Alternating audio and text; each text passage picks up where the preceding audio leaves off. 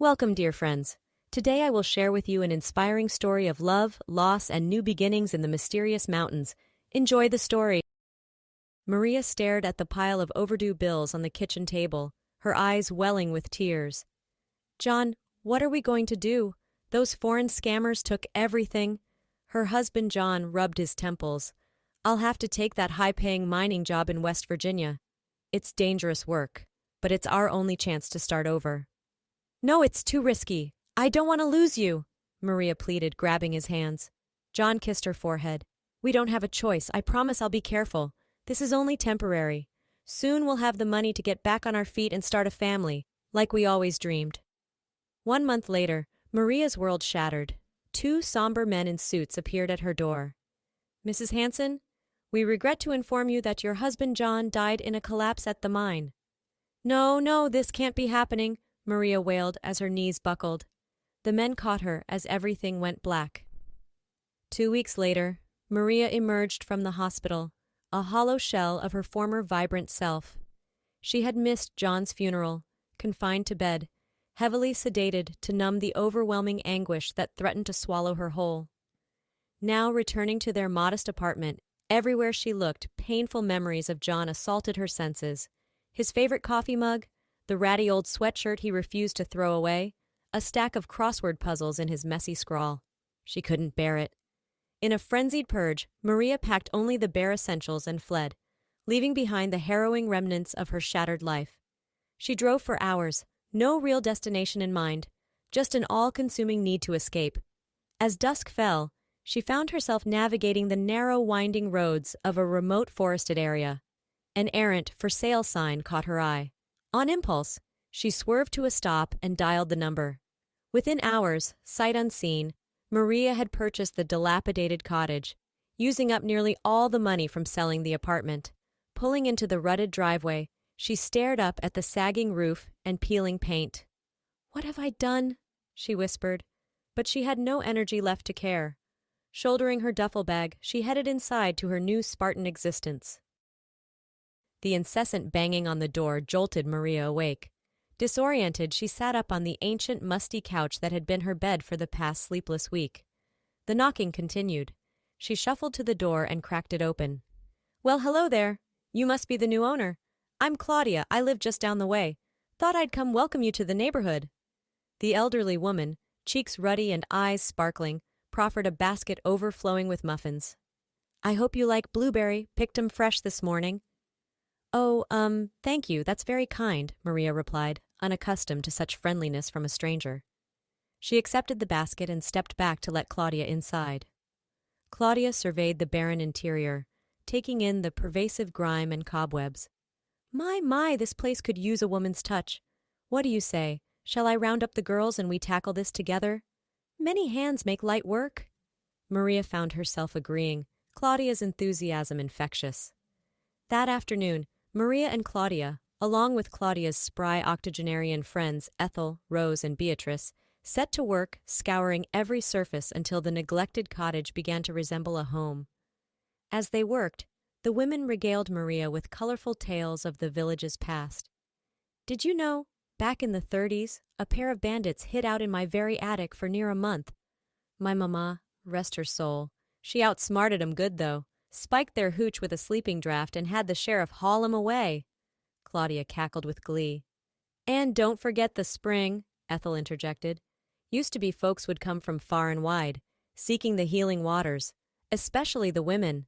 Some said it had a magic to it, helped 'em conceive when all else failed." Maria listened, rapt, a fledgling spark of hope taking root in her wounded heart. Perhaps there was a chance for healing, for new beginnings, even for her. Weeks passed, and with the support of her new friends, Maria slowly emerged from the crushing fog of grief. Restless to explore, she set out one morning in search of the berry-filled glade Beatrice had mentioned. Armed with only a rough map sketched on a napkin, Maria wandered deeper into the dense woods. The hours slipped by unnoticed until the sun dipped below the canopy and a chill seeped into the air. Panic rising in her throat, Maria spun in circles, unsure which direction she had come from. As full dark fell, the snarls and rustles of unseen nocturnal creatures sent her stumbling blindly through the undergrowth. She tripped over a gnarled root, sprawling face first into the dirt. Dragging herself up, she almost wept with relief at the sight of the rusted old Chevy pickup nestled between the trees. The abandoned truck told a story: bullet holes in the door, a threadbare blanket covering the bench seat, an old newspaper on the dash dated August 1934. This had to be the bandits' getaway vehicle Claudia mentioned. With no better options, Maria yanked open the creaking door and clambered inside, pulling the blanket tight around her. As her racing heart slowed, exhaustion overtook her, and she fell into a fitful slumber. Golden rays of early morning light filtering through the cracked windshield woke Maria. As she shifted to stretch out the kinks, her heel thudded against something hard. Twisting around, she tugged an ancient leather satchel out from under the seat. Hands trembling, expecting preserved rations or survival gear, she upended the contents onto the seat. Banded stacks of worn bills, faded but unmistakable, spilled out before her unbelieving eyes. The long-lost spoils of the bandits' final heist, buried for near a century. Maria's mind raced, overwhelmed by the staggering implications. Maria! Oh, thank the heavens! Claudia engulfed her in a bone-crushing hug as she staggered up the driveway, still clutching the satchel. When you didn't come home, we were fixing to ring the sheriff and form a search party. Ushering her inside, Claudia pushed a steaming mug of tea into Maria's hands, while the other women clucked and fussed. In halting words, Maria recounted her harrowing night in the woods and the incredible discovery. It's a fortune from the past. I could just keep it for myself, but that wouldn't feel right. Not after all you've done for me. I want to do something meaningful with it. Claudia, you said folks used to come to the village for the healing spring, right? What if we used this money to bring people back, give the spring and this place new life? Tears in her eyes, Claudia squeezed Maria's hands. Oh, honey, it's brilliant. You've got such a good heart. Just then, the screen door banged open and long jean-clad legs topped by a fitted white t-shirt strode in. Heya, Gran. Got here soon as I could. Heard some city slicker moved in and needed help with chores. Claudia jumped up to hug the handsome newcomer. Ian, your timing's perfect. Come meet Maria. As their eyes locked, Maria felt an unfamiliar flutter in her stomach. His warm smile and firm handshake sent tingles racing up her arm. Suddenly breathless, she returned his grin. Perhaps her new beginning had just arrived. 3 years passed in a whirlwind of dust, sweat, smiles, and laughter as the forgotten village blossomed back to life. Using the bandits' money, Maria and Ian worked with the village council to rebuild crumbling infrastructure and renovate the rundown structures. A steady trickle of new residents arrived, breathing energy into the town. At the heart of the renewal was the miraculous spring. Maria and Claudia led the initiative to build a rustic, yet welcoming sanatorium, where visitors could come to soak in the rejuvenating waters and reconnect with a simpler way of life. The reputation of the spring's healing power spread like wildfire, until the wait list was booked solid with guests from all walks of life seeking wholeness. Throughout the transformation, Maria and Ian grew ever closer, their bond forged by shared purpose and an undeniable chemistry. What began as stolen glances and casual touches inevitably flowered into something deeper, an aching tenderness that both electrified and terrified Maria. She had already lost one great love. The prospect of opening her heart again was almost too much to bear. One crisp autumn evening, as they sat together on the porch swing of the home they had built, Ian turned to Maria, firelight dancing in his earnest eyes. Maria, there's something I need to tell you. These years working by your side, I didn't expect this. Never thought I'd feel this way again after Sarah died. You've brought me back to life. I love you, I'm in love with you, have been for longer than I can recall. Tears spilling down her cheeks, Maria cupped his face in her hands. Oh, Ian, I love you too, so much that it scares me. Losing John nearly destroyed me. I don't know if I can survive that again. Brushing a thumb across her trembling lips, Ian rested his forehead against hers. I know, sweetheart, but we've been given a second chance. I want to spend whatever time I have on this earth loving you, if you'll let me. Maria surged forward, capturing his lips with her own. pouring all her love, her hopes, her healing into the kiss. She breathed against his skin. Yes, 1,000 times yes.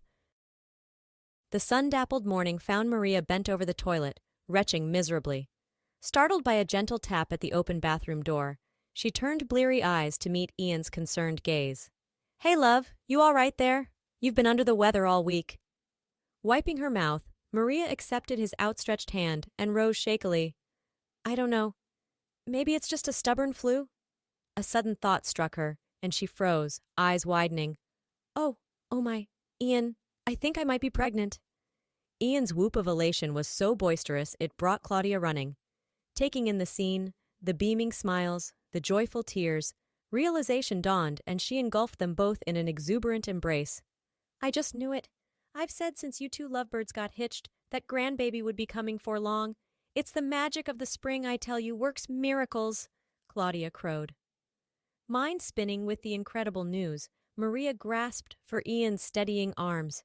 A baby, a new life, an undreamt-of future stretching before them filled with unimaginable promise. The tender moment was broken by the insistent jangle of the phone. Ian rushed to answer, his expression morphing from curiosity to shock as he listened. Hanging up, he turned to Maria, voice thick with emotion. "That was the Army Corps of Engineers. They've reviewed John's final project, the one he was working on when—" Ian swallowed hard. "Maria, he's being awarded the Medal of Honor, posthumously, for bravery and sacrifice in the line of duty." Tears streaming anew, Maria sagged against the wall, a final puzzle piece slotting into place. Closure, honor, a chance to remember John not just for how he died, but for how he lived, with courage, integrity, serving something greater than himself. Looking up to meet Ian's shining eyes, hands drifting to rest on her still flat belly, Maria felt something settle deep within her soul. A completeness, a contentment bone-deep and unwavering. The grief would always be part of her, a hidden weight she carried, but it no longer defined her. She was Maria, wife and soon-to-be mother, partner and friend, architect of her own miraculous new beginning, in a place of healing and love. Her future was hers to write, and it was full of light. The apple-cheeked toddler zoomed across the lush green lawn on chubby legs, Maria and Ian following behind hand in hand, matching grins on their faces. From her seat on the porch, Claudia bounced the newest addition to the family, cooing nonsense to the gurgling babe. A touch over her heart, where she wore John's medal every day, and Maria sent up a silent prayer of gratitude. For second chances and new beginnings, for the love of friends and family, for the healing power of time and grace. The lost and broken woman she had been, that distant June day not so long ago, was but a memory, one Maria would carry always, but that no longer held dominion over her soul. She had risen from tragedy's ashes, forged a new path, created a life so beautiful and full it could take her breath away. And as she linked arms with Ian, tickling shrieks of their firstborn floating on the warm summer breeze, Maria knew with unshakable certainty that if John were here, he would be smiling too. Because against all odds, in the most unexpected of ways, she had found her miraculous spring, her new beginning, and she would cherish it, always.